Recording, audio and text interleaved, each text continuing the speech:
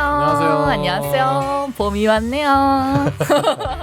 봄이 왔네 봄이 와. 왜 탈영이에요 갑자기? 수처녀? 봄처녀 이런 거 봄처녀 아니에요? 아니야? 아 봄처녀구나. 수처녀가 아니에요? 뭐야? 뭐야? 수처녀 뭐야? 그 단어 자체를 너무 오랜만에 들어봤다. 저질이네. 수처녀의 가슴에도 저 시작하자마자 왜 그래? 근데 최근에 그 오정 TV 예. 거기서 섭외가 왔어요. 그때 그 스픽스 했던 그 PD님이 그분이 거기서 뭐 스픽스에서 뭐 코너 하시다가 홀랑 망한 것 같긴 한데 그 자기는 여기가 아니다. 오정 TV PD인데 글로 한번 모시고 싶다 그래서 한번 들어봤거든요. 그랬더니 정말 원색적인 주제 자체가 거기 그런 그쵸 곳인가요? 그쵸. 네, 그래서 나 아이고 저를 왜 부르시냐고 그랬더니 놀리려고. 그런 거 아니 내가 또 그 여자한테 약하잖아요. 엄청 거기 또 이제 그 업계에서 가장 센 언니 둘이서 또 진행을 하잖아요. 아 그런 거예요. 그러니까 이제 거기는 함부로 가는 거 아니야? 진 변호사님을 놓고 이렇게 이제 굴릴 수 있는 즐거운 곳이죠. 그래서 다음 주 촬영인데 그 안 간다 그래야겠다. 왜 아니 가서 잡혀 한번 있으면 그러니까 이혼 전문 변호사라서 저를 섭외를 했다는 거예요. 근데 걔들은 불러놓고 그런 얘기 안 물어봐. 그래서 이렇게 봤더니 무슨 AV 배우라 뭐 그런 내내 그런 얘기만 하던데 아씨 가도 되나? 저는 이제 약간 그래도 뭐 내가 여기저기서 이제 사람들이 부르니까 올해는 또 이혼 전문 변호사로서 뭔가 더 이렇게 널리 알려질 수 있는 기회라고 생각했는데 그게 아니라 그냥 가서 놀림을 당하는 거야. 병신되는 그런 자리인가?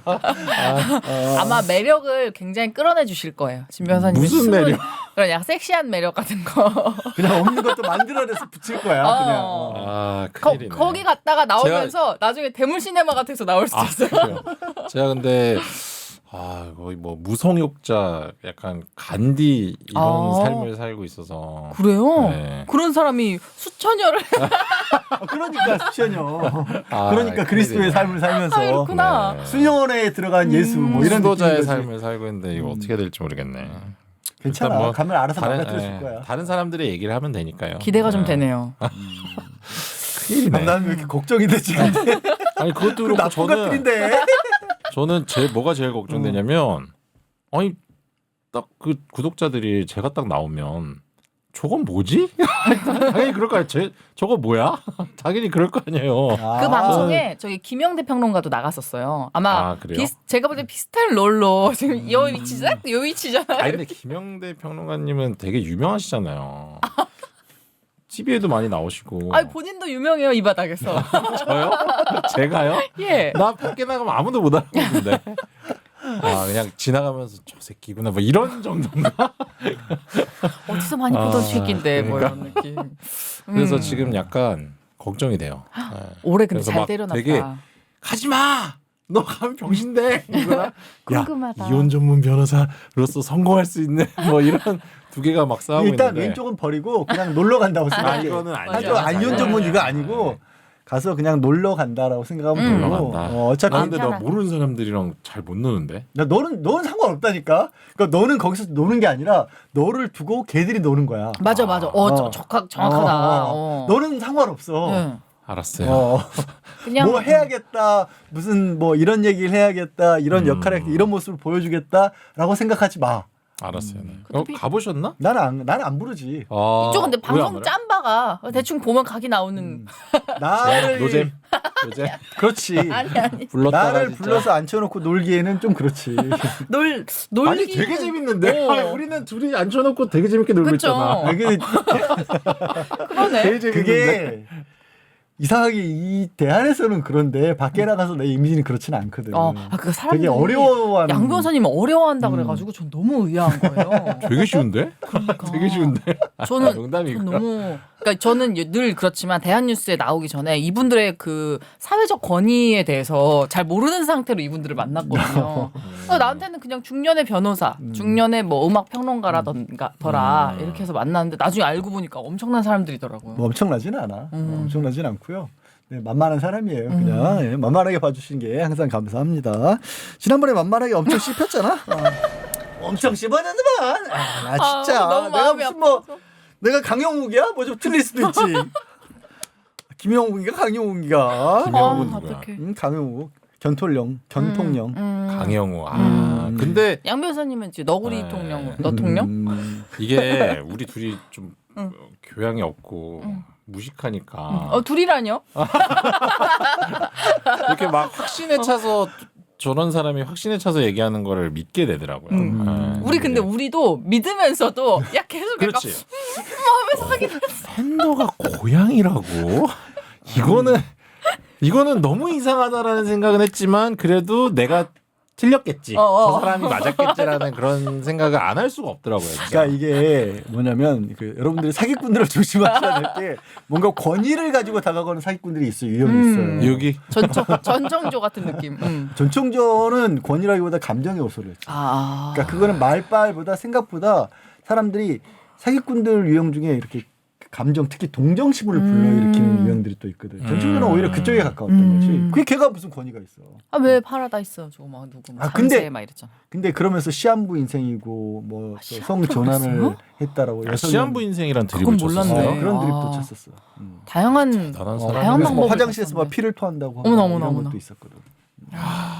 그렇게 사람이 한번 넘어가고 나면 괜히 막 불쌍해지고 얘가 나만 보면 살겠다는데 이런 생각할 수도 있고. 양 변호사님은 이제 그와는 같지 않은 이제 권위에 호소한 몰랐다고. 아니 아, 근데 중요한 거 저 하나 어. 좀 짚고 넘어갈 게 있어요. 뭐. 도대체 뭘 보고 고양이과라고 한 거예요? 아. 네. 그때 얼핏 얘기를 했는데 중국어로 웅묘라 그래. 大熊猫，大熊猫。 웅묘. 네. 고몽자에다 고양이 묘자를 써서 웅묘라 그러고 썼고 그리고 어디선가 나도 곰 그냥 일반적인 곰과랑은 다르다는 얘기를 들었어. 근데 실제로 아, 자. 검색하면 곰 고양이과라고 나와요. 그래. 응. 그러니까. 아니, 그래서 근데 고양이라고 하지. 그때 막 핸드폰으로 어. 뭔가 엄청 열심히 찾아보셨잖아요. 어. 뭘 보셨냐고요? 곰 고양이과. 곰 고양이과라고 나와. 아닌데 내가 찾으니까 과는 곰 이렇게 나오는데 아니 나도 사실은 반성해야 될 게 너무 믿어갖고 내가 그거 그냥 팬더곰 뭐 팬더과 이렇게 치면은 바로 나와요. 그래갖고 그냥 곰과 이렇게 나와요. 몰라. 그냥 저 사람 근데 너무 믿은 거지 바보같이. 뭐가 차이가 나는지 모르겠으나 하여튼 그때 말했던 근데 좀 새로운 사실이 또 있네. 뭐. 판다가 아메리카 너구리과의 레서 판다와 곰과의 대왕 판다를 통틀어 이르는 말이래요. 그러니까 지금 저기 우리가 라쿤이라든지 이런 것도 다 되짚어봐야 돼. 아. 이 방송을 다시 다 모니터링을 해서 저 사람이 한 얘기에 대해서 하나하나 의문을 품고 검증 작업을 거쳐야 된다는 얘기예요. 그러지 마. 내가 개인 블로그까지 와서 사과하라고 하신 분도 있었어. 이게 근데 뭐 사과할 일인가? 아. 뭐 팩트가 틀린 부분에 있어서는 좀 사과를 아니, 드려야지만. 그것보다 이제 푸바오가 워낙 인기니까 우리 푸바오를 건드렸어. 뭐 이런 우리 거지. 푸바오가 고양이라고 이렇게 된 거구나. 그렇지. 사과드립니다. 뭐 사과 쉽게 사과하면 안 된다 했어요. 네. 뭐 사람들이 그러던데? 어?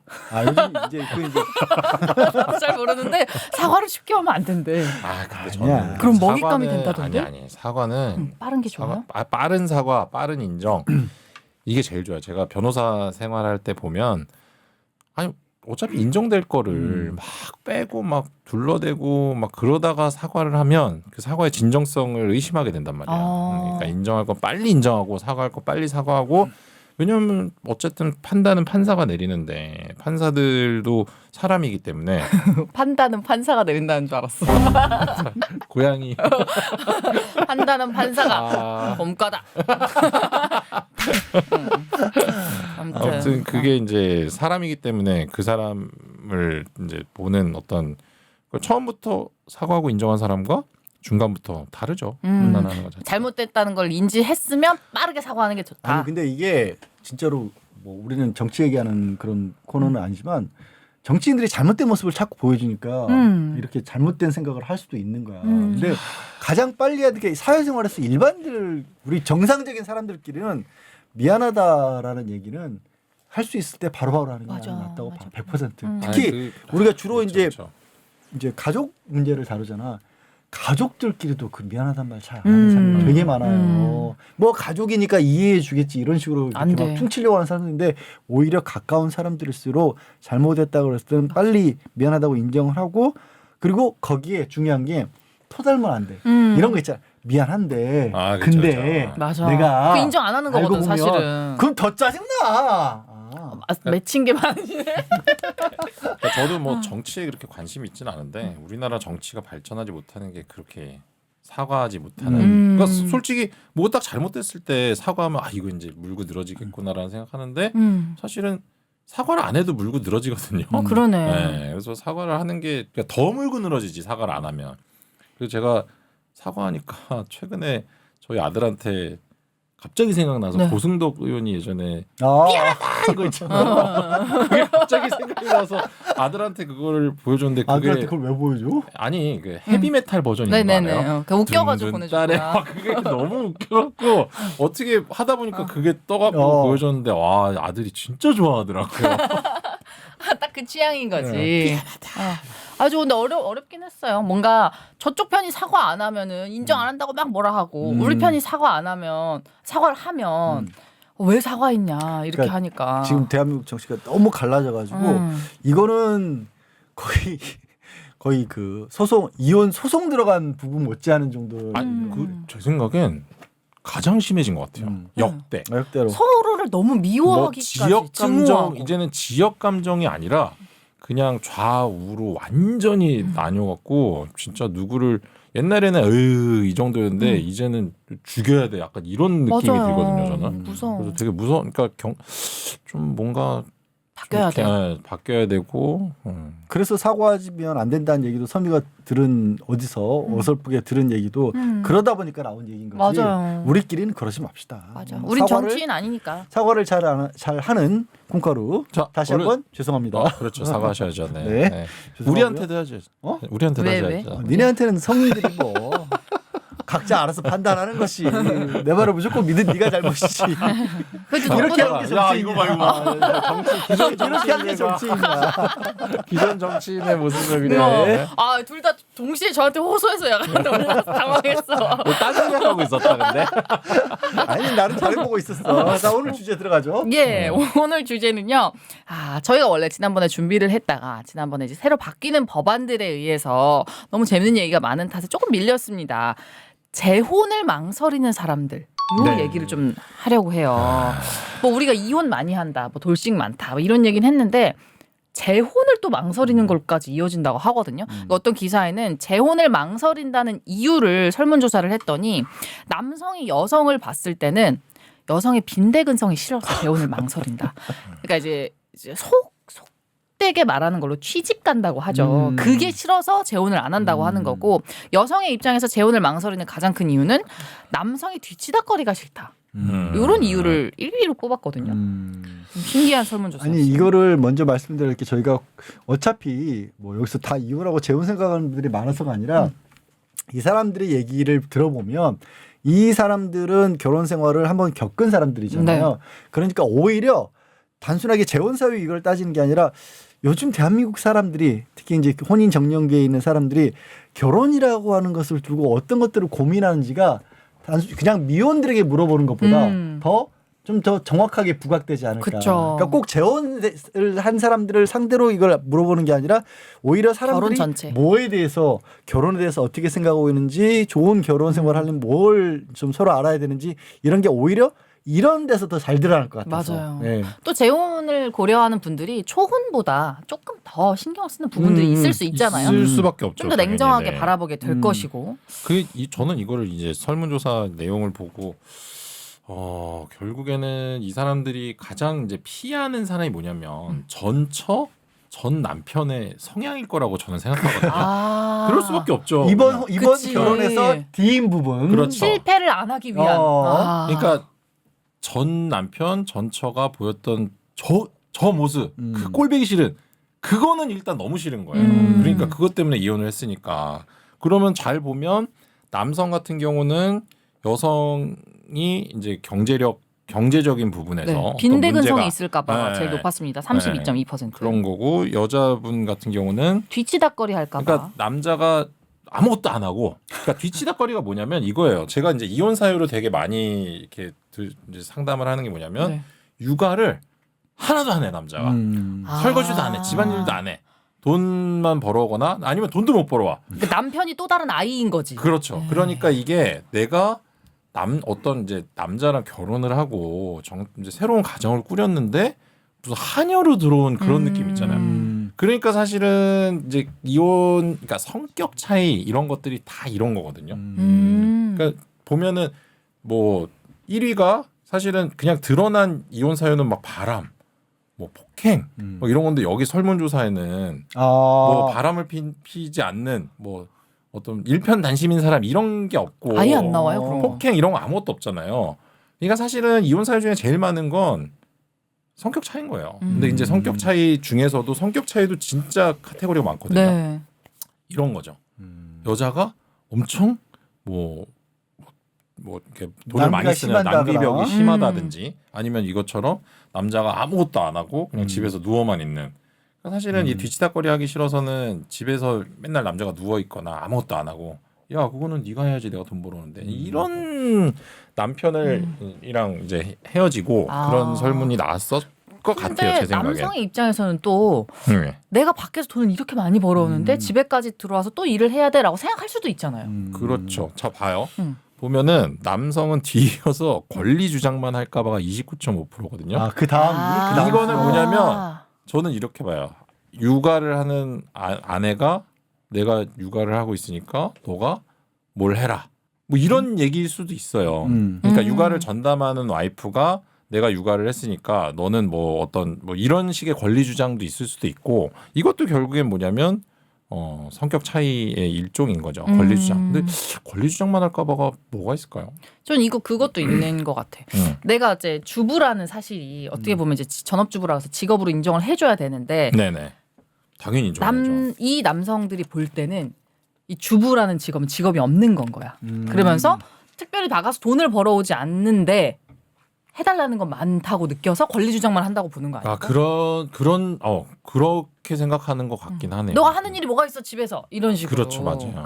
근데 그 남자들이 나쁘게 봐서 그럴 수도 있고 이제 그건 좀 권리 주장만 할까가 남자들 입장인 거예요. 남자들 입장. 그러니까 남자 입장에서는 이런 거지. 오히려 거꾸로 교도성이 말한 것과 반대로 본인이 나가서 일을 하는 부분도 있고 이제 배우자가 뭐 집에 있거나 아니면 다른 일을 하시거나 할 때 이런 경우들 많이 듣잖아. 주중에 내가 애 봤으니까 주말엔 네가 해봐. 남편한테. 그러니까 주중에 남편은 밖에서 일을 했는데 주말에 들어오면 주중에 내가 일했으니까 난 좀 쉬어야 돼. 그러니까 애는 네가 봐. 뭐 이런 식으로 얘기를 한다거나 아니면 이건 잘했다는 건 아니에요.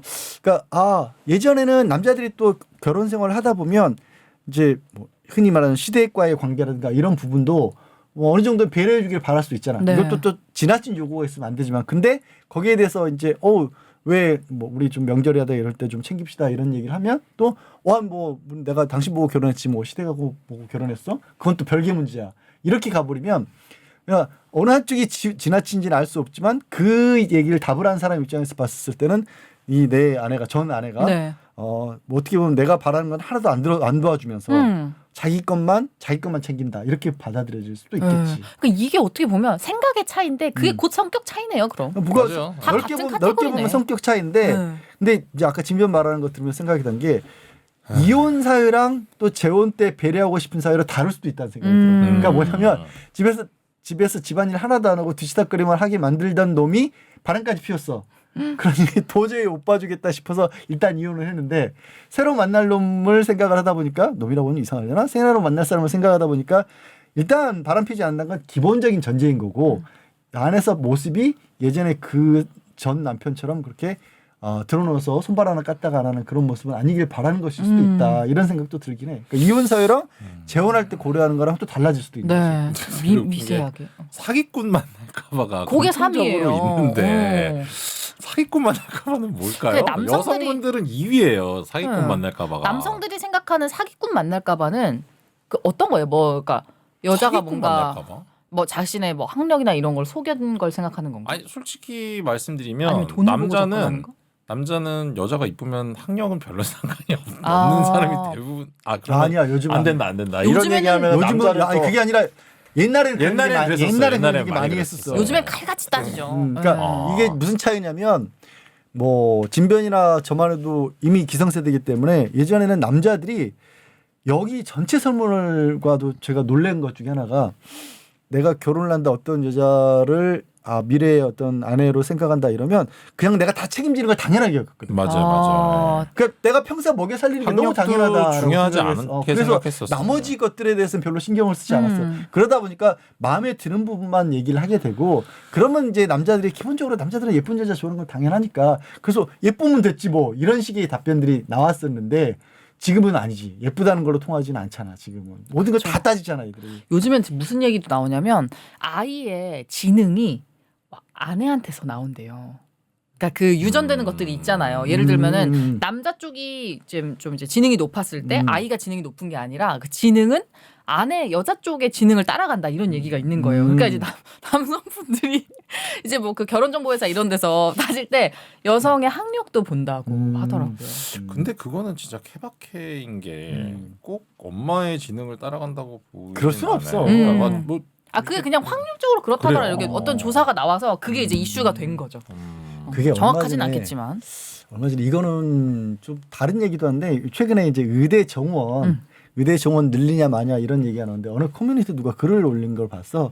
근데 옛날처럼 의대가 그렇게 의사라는 직업이 예전처럼 선망받지는 않는다라고 누가 반론을 쓴 거야. 네. 반론을 쓰면서 거기에 올린 것 중에 약간 맥락이 통하는 게 그 사람도 내가 봤을 때는 한 40, 50대 된 것 같아. 근데 자기 때는 그러니까 배우자를 고를 때 다른 거 안 봤다. 진짜 그냥 뭐 이성으로서의 호감이 어느 정도 크냐. 그래서 대부분 그냥 남자가 당연히 자기 혼자만 일을 하고 저쪽에서도 뭐 옛날 열쇠 세계 이런 얘기도 많이 나오고 그래서 배우자들도 대부분 맞아 예체능계 출신들이 이렇게 많이 왔대. 많이 결혼했대. 여성 쪽이. 여성 쪽이. 왜냐하면 그때도 예체능계를 지원을 하려면 집안의 경제력이 어느 정도 돈 있어야 있어야 되고 돈 있어야 할 수 그리고 있죠. 상대적으로 또 예체능계 쪽에 있는 그런 여성들이 꾸미는 걸 또 잘하다 보니까 그래서 의대 쪽이랑 매칭이 되는 경우가 되게 많았다. 근데 요즘에는 보니까 자기 후배들 젊은 후배들 보니까 그 의사들조차도 맞벌이 같은 걸 원하기도 하고 맞아. 또 상대적으로 뭐 여성이 결혼한다고 해서 그렇게 막 열쇠 3개 이렇게 하는 가져오는 경우도 드물더라. 이제 그 사람의 취지는 그래서 의사가 옛날만큼 그렇게 선망받지 않는다는 얘기였는데 약간 저거 우리 시대상하고도 맞아떨어지는 게 네. 요즘은 남성이라고 해서 당연한 얘기죠. 사실은 요즘 이제 혼자 외벌이에서 이렇게 살기가 어려워진 상황이니까 이런 걸 다 따지는 시대가 된 것 같아요. 그러니까요. 하나하나. 저 이제 연수원 수료할 때까지만 해도 막 부잣집이 이렇게 선 마담뚜들이 그때 몇 번 얘기했었잖아. 오는 게 있었거든요. 저도 전화 많이 받았었어요. 그러니까 대릴 사위 느낌으로다가. 그러니까 뭐 똑똑한 사위를 어쨌든 데려가기 위한 그렇죠. 거지. 예. 그러니까 집 전문 집이- 용어가 있어. 뭔데? 연수원에서는 혼테크라 그랬어. 혼테크. 어머머머. 예. 그래서 이제 뭐 약간 집이 그런 단어 예. 또 처음 들어보네. 집이 이제 뭐 남자를 예를 들면 경제적 여유가 없는 연수생한테 뭐 이제 뭐 판검사 이렇게 가게 되면 뭐 이제 집 부잣집 그러니까 이제 돈은 많은데 어떤 명성이 없는 그런 집안이 이렇게 연락이 오곤 했는데 혹은 이렇게 법적으로 문제가 될 때 도와줄 사위. 그럴 수도 있죠. 그거 네. 무슨 일이냐 실제로 되게 많아요. 사업하는 사람들은 그래서 많아요? 되게 많아요. 특히 검사들 많이 들어갔어. 드라마에서 많이 검사들 봤어. 그리고 사실은 지금 막 되게 높은 고위직에 있는 사람들 중에도 연수원 나와서 그렇게 결혼한 사람들 되게 많을 거예요. 아니 지금 사회적으로 논란이 되고 있는 정치적으로 논란되고 있으니까 구체적으로 짚지는 않겠지만 그런 데들도 보면 검사들이 그 재산 공개한 거 있잖아. 배우자 쪽이 훨씬 많아. 맞아요. 그런 집이야 다. 근데 되게 웃겼던 건 저한테도 전화 오고 네. 저는 솔직히 그런 게 뭐 돈 이런 것보다는 내가 좋아하는 사람, 사랑하는 사람과 결혼하고 싶다 그래서 다 거절했는데 결혼을 이미 한 형님한테 전화가 왔었대요. 나 네. 그래갖고 뭐래 그래서? 그 형님한테 전화 와서 저는 결혼했다고 그러니까 마담또가 뭐라는지 알아요? 행복하신가요? 얘기 하지 않았니? 새끼 내가 우리 전에 했었어. 재혼을 하실지를 물어보는 거구나. 아니 나한테는 그때 진짜로. 나한테는 네. 실화. 다시 생각해 보실 수 없겠냐고 했었어. 야. 난 애까지 있다 그랬더니 야. 다시 생각해 보시라고.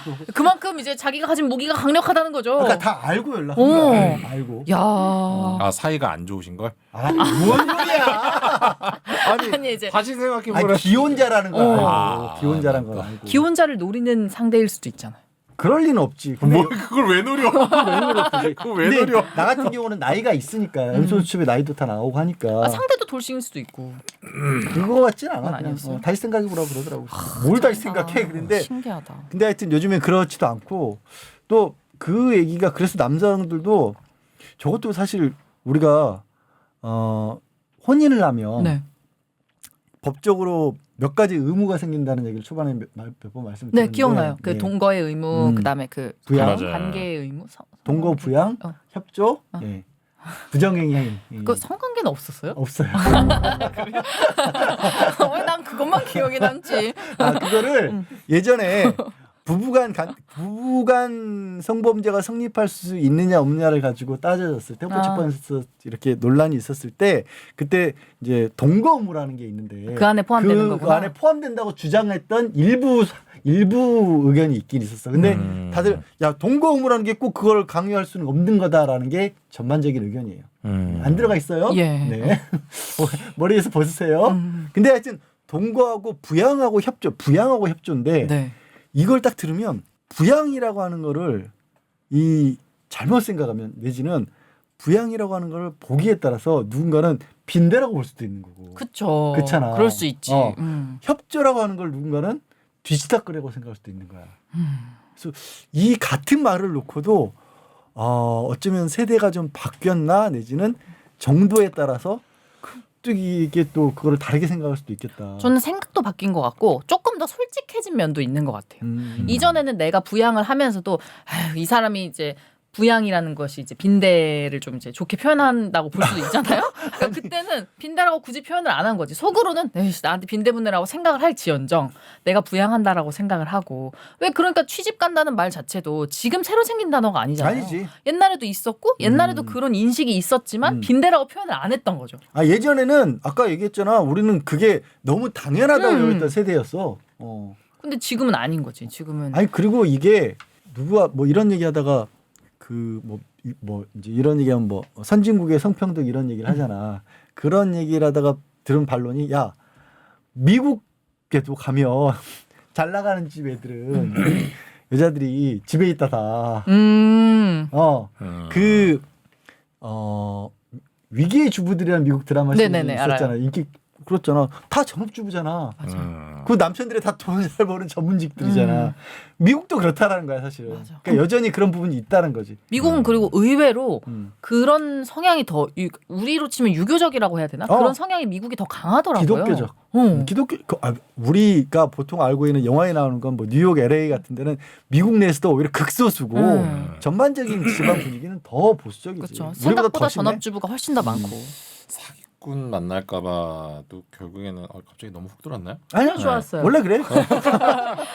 결국 원래 저것도 경제적인 문제인 그치. 거잖아요. 그럴까? 내 재산을 탐낼까봐 지금 걱정을 한다는 거죠. 거잖아요. 사기꾼. 아니면 네. 아까 말했던 것처럼 내가 뭐 예를 들어서 대기업이 다니고 연봉이 뭐 1억이고 뭐 이랬는데 알고 봤더니 뭐 대기업도 아니고 뭐 연봉도 한 3, 4천이고 뭐 이런 경우라서 사기꾼이라고 했던 그것도 거니까. 경제적인 이유죠, 그것도 사실은. 근데 그 여기 올렸던 것 중에 네. 미혼인 척 부모 하객 알바 고용해서 사기 결혼한 유부녀가 실형받았다고. 네. 사실 이런 사람이 있을 수도 있는.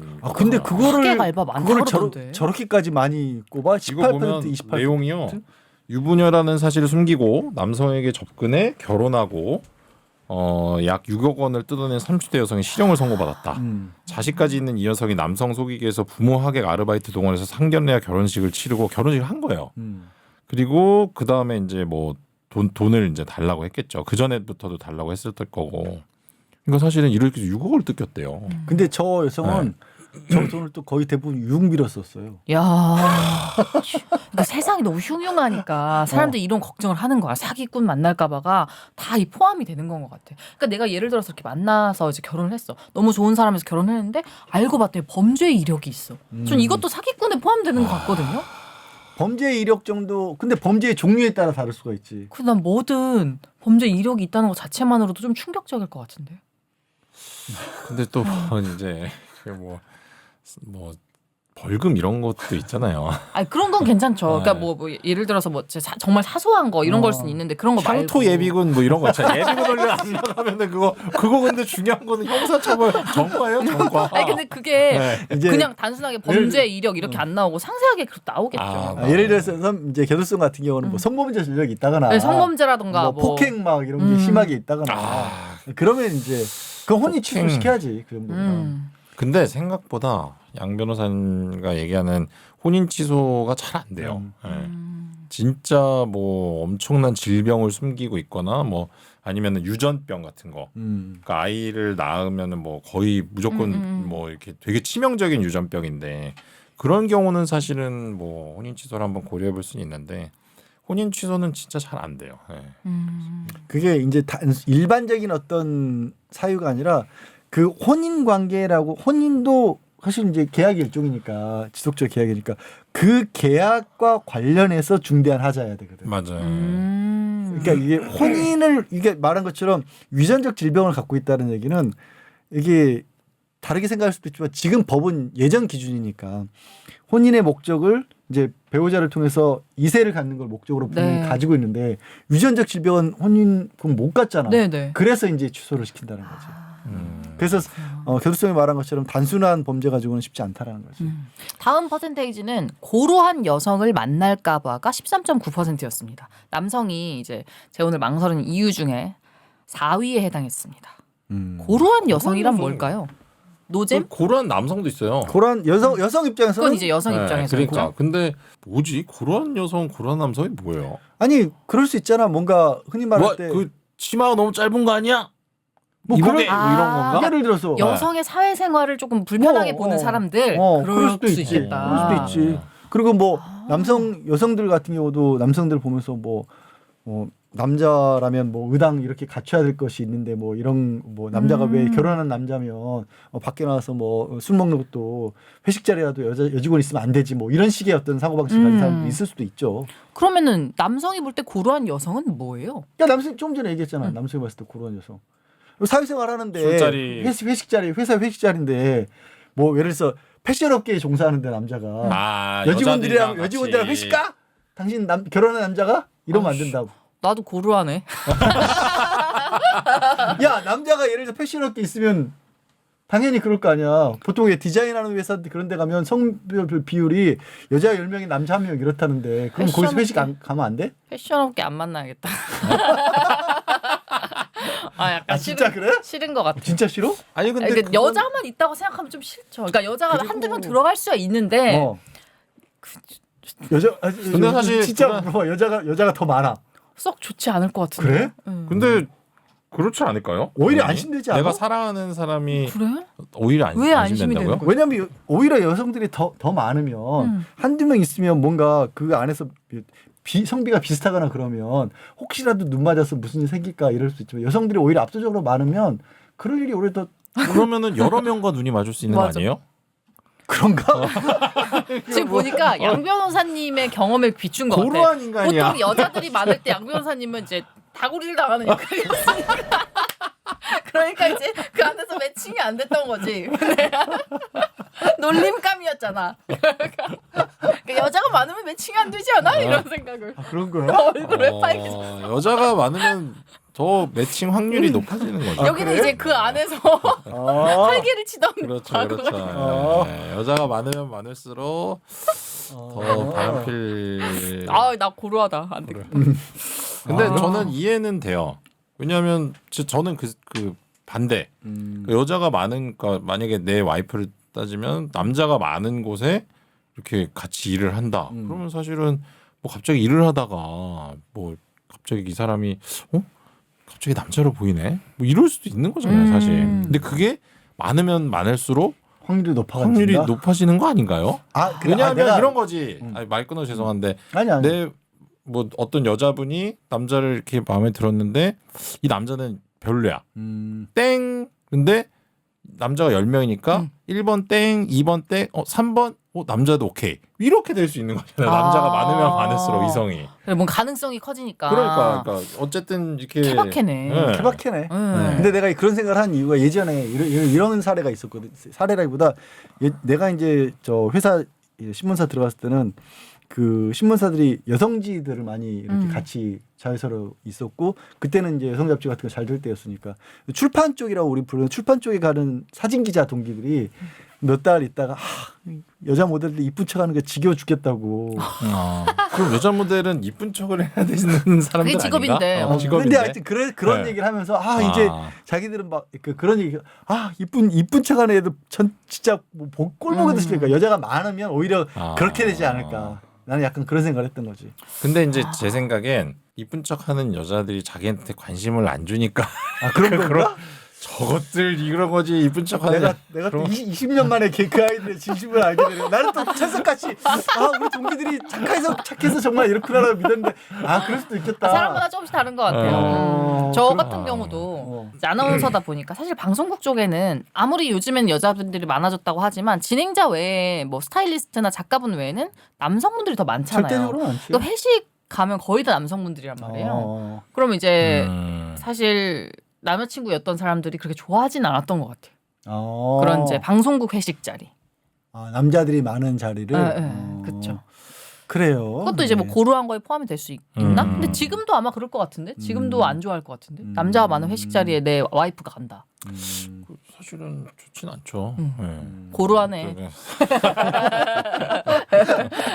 어떻게 보내실 수 있겠어요? 저는 별로 그런 거 신경 안 쓸 것 같아요. 진짜로. T. 진짜로? 아니 왜냐 나 T랑 진짜 상관없나? 티인가 봐. 진짜 티인가 봐. 왜냐면 그 순간 그 질문 들어봤을 때 그래서 문제가 생길 사람 같으면 다른 경우로도 어차피 문제 생긴다는 거 아닌가? 그렇군요. 그렇잖아. 그러면 뭐 우리 와이프는 문제가 생긴다는 얘기예요. 아니 그게 아니라 왜 또 그게 그거라고 그가? 이렇게 이제 놀리는 재미가 있죠.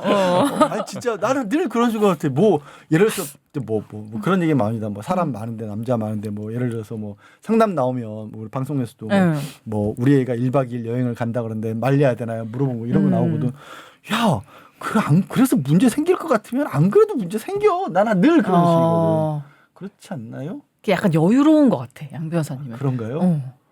여유. 상대가 나를 두고 감히 바람 피겠어? 뭐 이런 여유로움이 느껴져. 너그럽네요. 그래서 지금 얘기를 하려는 건 그거예요. 이래서 그 재혼을 꺼리는 이유는 우리가 살펴봤잖아요. 네. 재혼을 할 때 고려하는 부분도 있었거든요. 이것도 봐야죠, 같이. 남성의 경우에는 자기 관리 상태가 28.7%로 가장 높았고요. 그 다음이 26%로 경제관념이었고, 여성의 경우에는 1위가 34.1%로 노후 대비 상태였고요. 25.2%가 너그러움이었습니다. 신기하죠?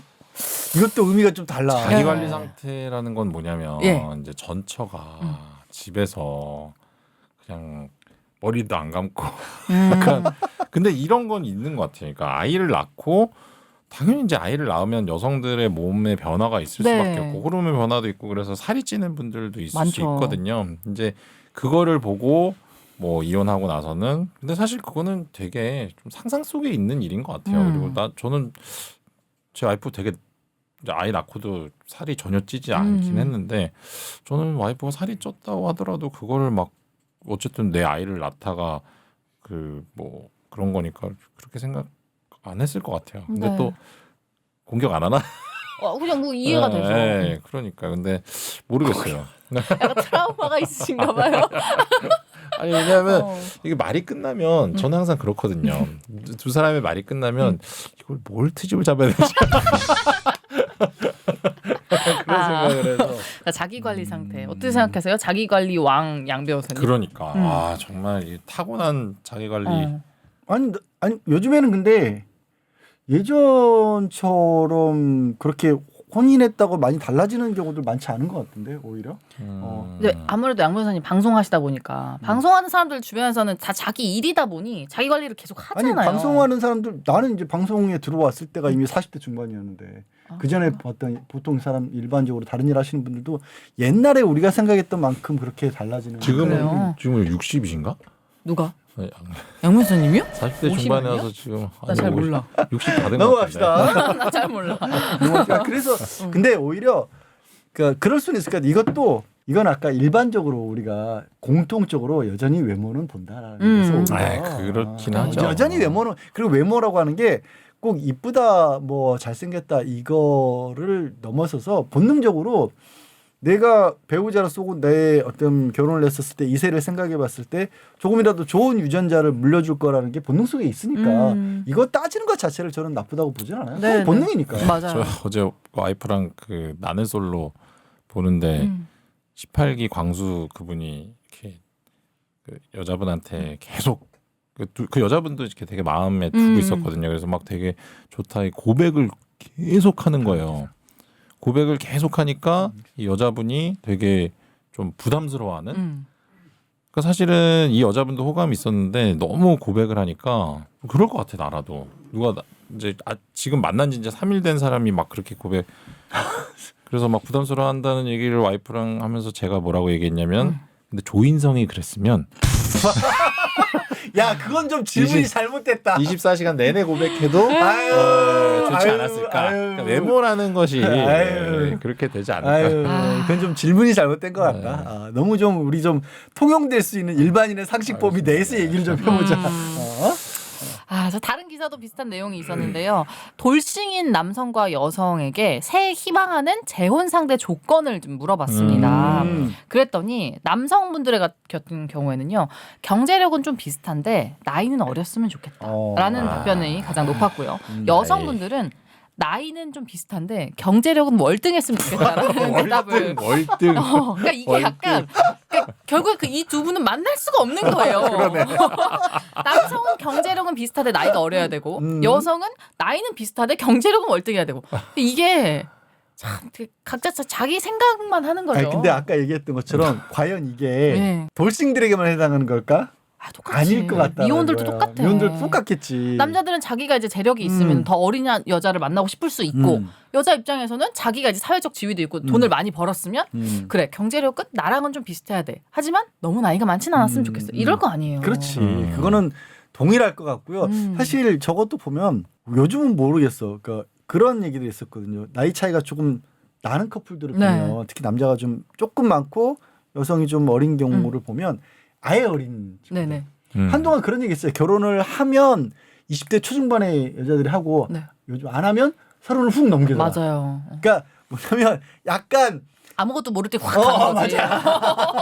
뭘 너무 알기 시작하면 못 가. 아무것도 모를 때 그냥 어디 남자가 대기업만 들어갔다 해도 그냥 그걸로 다 끝. 뭐 이런 느낌인데. 아무것도 모를 때 남자가 막 푸시하면 이러다가 딴딴 하고 있고. 대학 졸업했는데 갑자기 저 남자가 직장은 번듯하네. 그냥 끝인데 이제 그 친구도 직장에 들어가서 보면 이거 대기업 직원인 줄 알았더니 그것도 별거 없구나. 새로운 세상이 또 있구나. 대기업 직원 내에서도 차이가 굉장히 많이 나고 또 그 사람만 볼 게 아니라 저 집안의 배경도 봐야 되고 집안의 배경이 경제력뿐만 아니라 성격도 좀 봐야 될 것 같고. 맞아야 되는 근데 거지. 그때쯤 되면 남자도 또 어느 정도 지위가 있고 나이가 있다 보니까 전에 사귀었던 여자들도 있는 것 같고 막 복잡해지거든. 네. 그러다가 이제 아예 놓치는 거지. 맞아.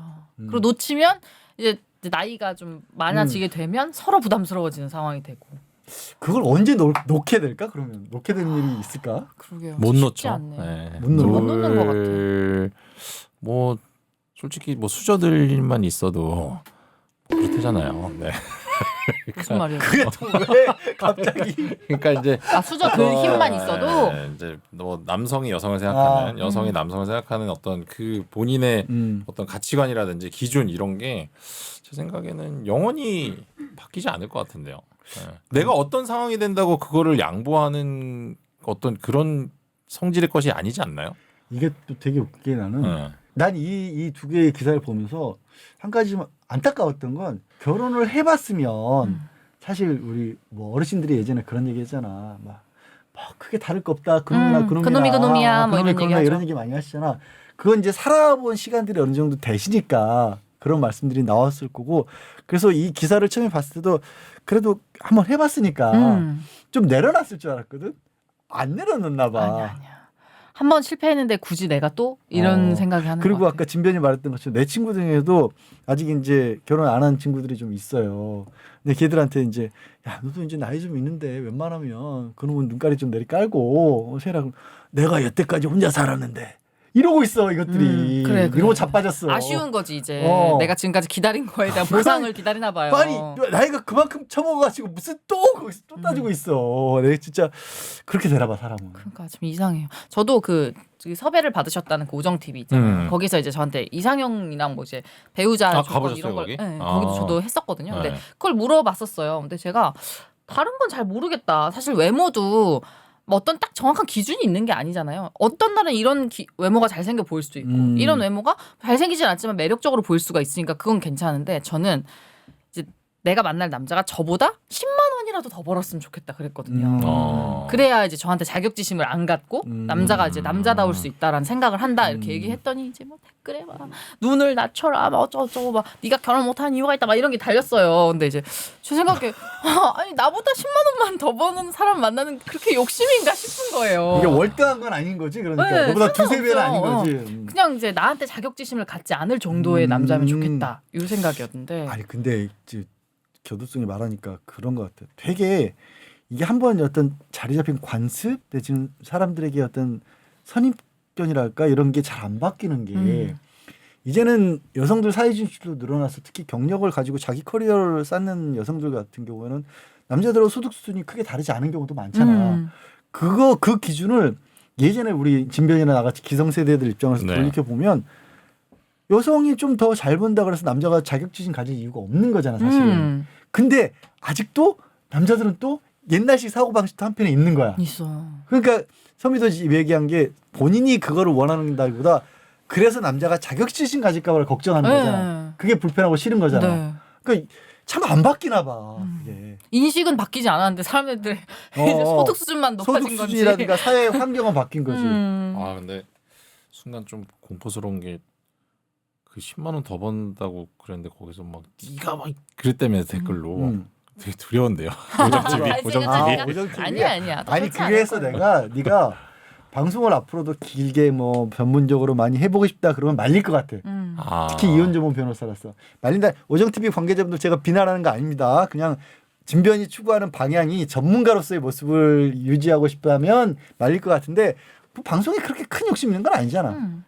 있어? 저요? 전혀 없는데요. 그러니까 그럼 가서 놀아 재밌게. 놀면 되는 거예요. 놀다기보다 놀림거리가 돼. 그리고 제가 한 내용은 좀 아무래도 같이 갈래요? 됐어? 너 하나 데리고 가면 더 좋아할 것 같은데. 아니야. 나는 재미없어. 전 재미가 없어요. 예. 네, 그렇습니다. 재밌는 얘기 좀 살펴봤네요.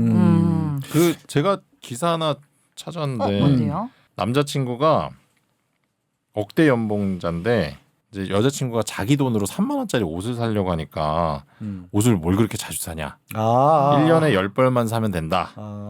나는 연봉 1억 넘지만 1년에 1,000만 원도 안 쓴다. 그래서 이게 너무 충격이야. 만나면 맨날 김밥 천국. 맨날 데이트는 항상 김밥 천국에서 해야 되고 메뉴는 역시 떡볶이처럼 저렴한 음식으로 한정이 되고. 근데 사실은 이제 뭐 데이트 비용도 절반씩 부담한대요. 그리고 중요한 건 이 여성분이 자기 돈으로 3만 원짜리 옷을 산다는데, 근데 나는 또 웃긴 건 자기 돈으로 3만 원짜리 옷 사는 걸 뭐하러 또 얘기를 해. 남자친구한테 그냥 몰래 사지. 그러니까 자기의 그 소비 습관을 여자한테 강요하는 거잖아요. 그렇죠. 너도 근데 이렇게 해야 돼. 뭐 이런 건데. 아니 그 정도 짠돌이는 너무 힘들지 않을까요?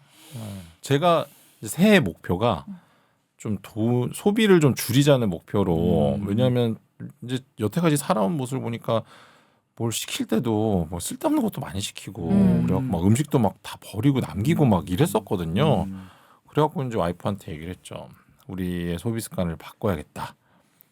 그래서 뭐 이런 이제 쿠팡이츠 배달도 그냥 배달 말고 세이브 배달 이러면 이제 뭐 이렇게 좀 할인되고 배달료가 할인되고 막 그런 걸 했더니 와이프가 이제 제 이름을 바꿔놨더라고요. 뭐라고? 짠돌이로 바꿔놔서. 근데 저는 이런 게 되게 바람직하다고 생각하거든요. 네, 너무 낭비, 그러니까 쓸 때는 쓰고 대신 필요 없는 소비를 줄이자라는 이제 차원인데. 근데 진변 말을 들으니까 아까 좀 전에 진변 소개해 주신 기사도 그렇고 왜 요즘에 이렇게 사람들끼리 어떤 매칭도 어렵고 네. 그런 게 한 어떤 힌트처럼 다가온 게 워낙 사회가 다양해졌고 선택의 여지도 워낙 많아지니까 네. 우리 흔히 말로 적당히 내지는 균형점 뭐 어떤 너무 심하지 않고 너무 과소비도 안 되지만 너무 짠돌이도 않고 그런 중간점을 찾는 걸 다들 원하잖아. 네. 근데 사회가 워낙 다양해지니까 중간점이 어딘지를 모르겠는 거야.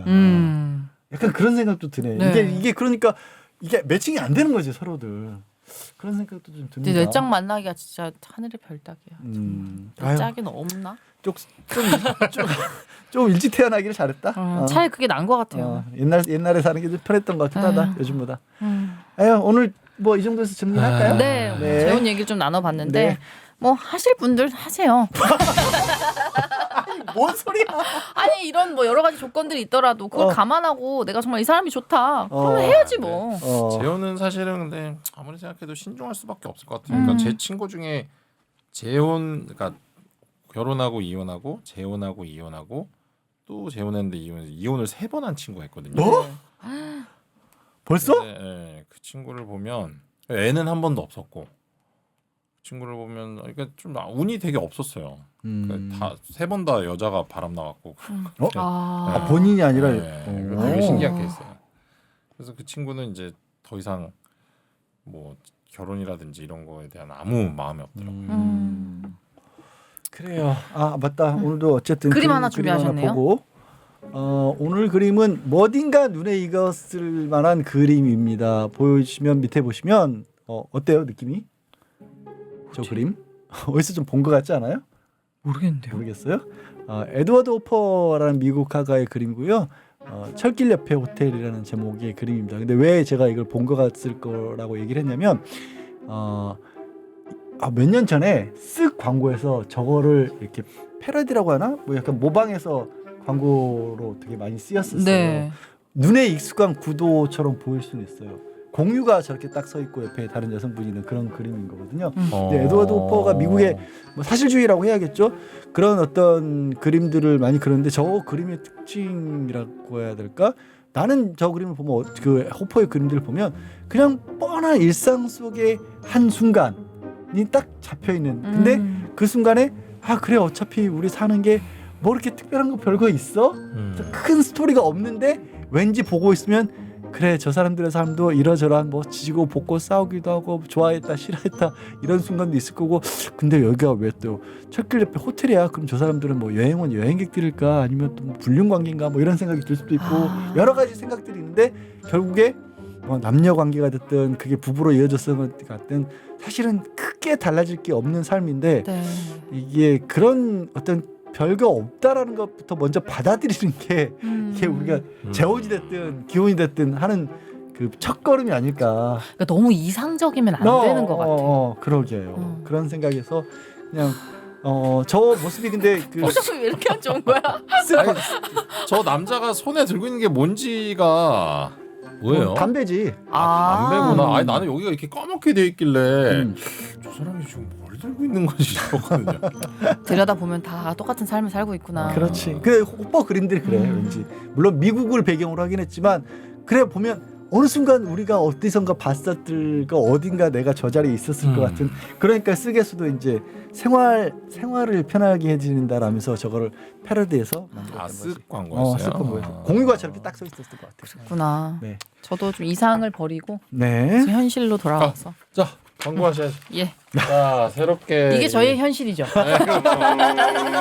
달달이. 자, 오징어 메타버스, 오징어계 출신성, 오징어 Z의 다리가 달달달. 이제 뭐 다들 아시잖아요. 근데 아직도 안 드셔보신 분이 설마 있으세요?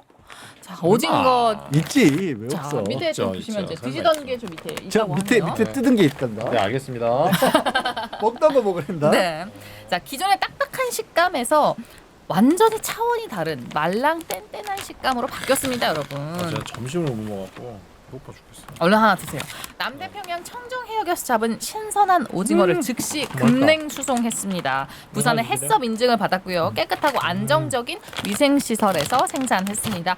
말랑 쫀득 뗀뗀 그 자체의 식감이고요. 합리적인 가격 150g 13,900원에 만나보실 수가 있습니다. 미리미리 사서 쟁여 두셨다가 저 부담 드세요. 없이 드시기 바랍니다. 아 너무 자, 맛있다. 이렇게 좀 드시던 제품 미개봉 상태거나 뭐 드시고 남은 달달달은 지퍼를 잘 닫으셔서 냉장 보관하셨다가 다시 드실 때 5초만 입에 물고 있으면 말랑 뗀뗀한 그 식감이 다시 살아납니다.